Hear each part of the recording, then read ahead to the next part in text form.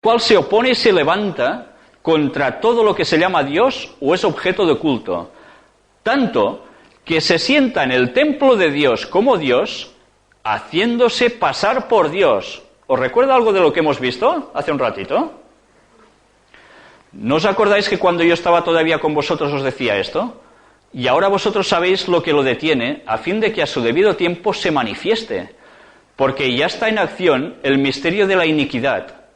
Solo que hay quien al presente lo detiene hasta que él a su vez sea quitado de en medio. Y entonces se manifestará aquel inicuo a quien el Señor matará con el espíritu de su boca y destruirá con el resplandor de su venida.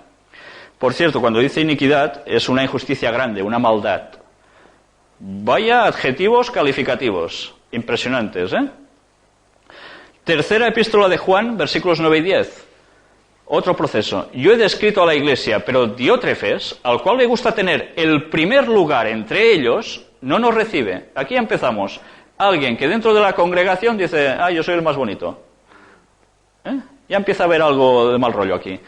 Por esta causa, si yo fuere, recordaré las obras que hace parloteando con palabras malignas contra nosotros, y no contento con estas cosas, no recibe a los hermanos, y a los que quieren recibirlos se lo prohíbe y los expulsa de la iglesia. Aquí aparece alguien que ya quiere un primado. Primera de Juan, capítulo 2, versículos 18 y 19. Hijitos, ya es el último tiempo, y según vosotros oísteis que el anticristo viene, así ahora han surgido muchos anticristos. Por esto conocemos que es el último tiempo.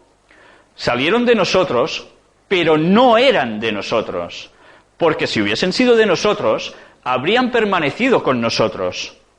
Pero salieron para que se manifestase que no todos son de nosotros. O sea que, ¿de dónde saldrían estos anticristos? De los propios cristianos.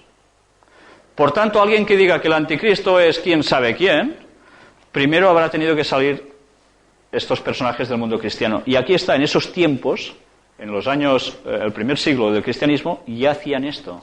Era un proceso gradual que se iba a manifestar hasta que algo se apartara y no tuviera ya freno y se manifestara totalmente ese anticristo. Vamos a ver ahora un proceso de los obispos y papas de Roma. ¿Por eso, verdad? Todos estos han sido papas. No os los voy a leer porque mañana aún estaría aquí. Vamos a ver ahora unos casos concretos en determinadas fechas históricas, haciendo un poco de saltos, para que vayáis viendo cuál es el proceso que van siguiendo.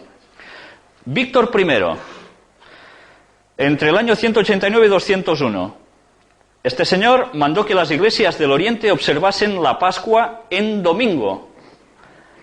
Estos rehusaron y fueron excomulgados, pero en vano. Fijaros cómo aquí aparece el domingo por en medio, ¿eh?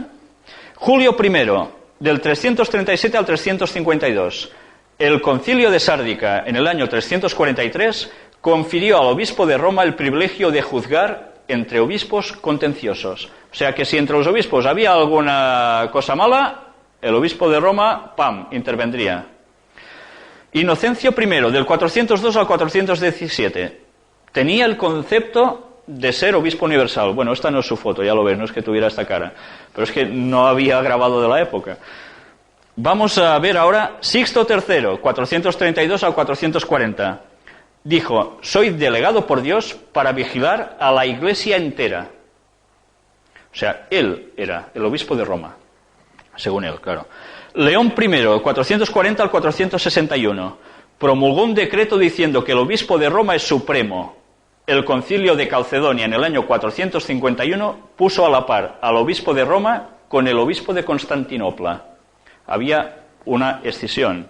Constantinopla, Roma, querían todos cierta hegemonía, cierto poder, pues se los puso a la par. Pero vamos a ver ahora.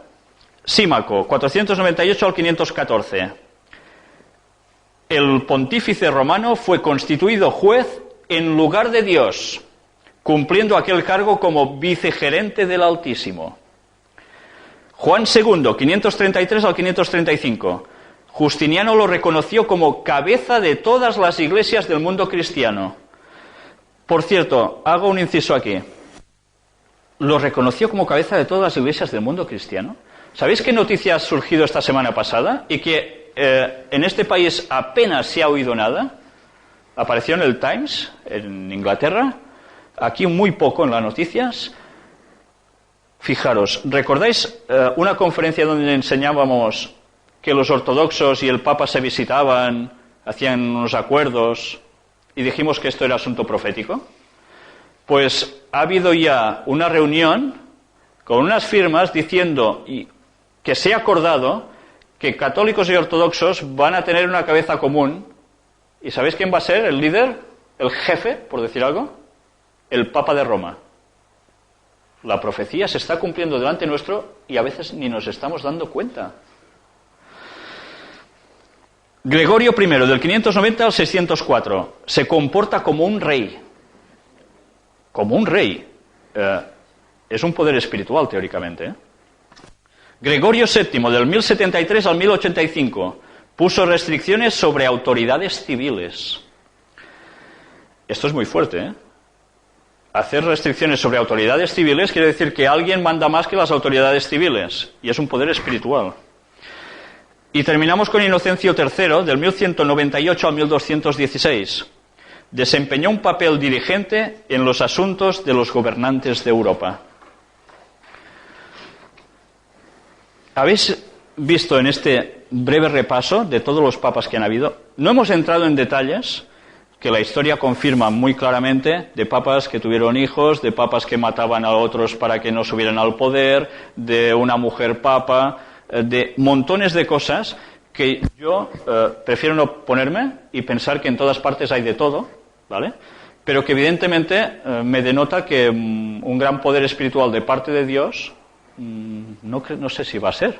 Y más estando comprobando cómo las profecías se aplican literalmente a este poder, como precisamente la bestia, anticristo. Pero, ¿por qué se observa el domingo en el mundo cristiano? Antes hemos visto en los mandamientos que el sábado era el día que se guardaba de reposo. ¿Los judíos qué día guardan? ¿Lo sabéis? Guardan un día de reposo que es el sábado. Y quiero hacer también un otro inciso. Ha habido una noticia hace unos pocos meses de Israel, el centro del judaísmo ahora, bueno, teóricamente, porque ya sabéis que los que pesan son los que están en Estados Unidos, ¿no? Pero, y en Inglaterra. Pero en Israel se ha hablado ya por los comerciantes de que sería bueno de que se abrieran los negocios en sábado, se pudiera hacer comercio, porque se pierde una gran cantidad de dinero con todo esto. Y el domingo, si acaso, hacer un reposo más internacionalizado, como hacen los demás. Que el pueblo judío se esté planteando estas cosas, sabiendo la profecía que sabemos, que ellos también se van a unir al papado, a mí me hace pensar mucho. Porque esto quiere decir que algo muy grande y muy grave está a punto de pasar. Y no nos estamos dando cuenta. Y lo vamos a vivir todos. Bueno, vamos ahora al emperador Constantino, este señor, que alrededor del año 300, más o menos, se convirtió, entre comillas, al cristianismo, y a partir de ahí se empezó a mezclar la verdad con el error. Estamos hablando ahora de por qué se observa el domingo. Yo he crecido en que el domingo es el día de reposo, ¿verdad? Vosotros también. Y esto a nivel general, en Europa, en Estados Unidos, en Centroamérica, en Sudamérica, en el mundo cristiano en general, se enseña que el domingo es el día de reposo. Y en el mandamiento nos ponía, ¿qué día? El sábado, como los judíos, o algunos de ellos, aún guardan, ¿no? Entonces, vamos a ver este proceso. Hemos hablado ahora de Constantino, y según todos los indicios históricos, Constantino aceptó el cristianismo viendo que se estaba tambaleando precisamente su imperio por las hordas bárbaras y por problemas internos de desgaste del imperio. Y deseando que siguiera unido, vio la solución en la religión como unificación.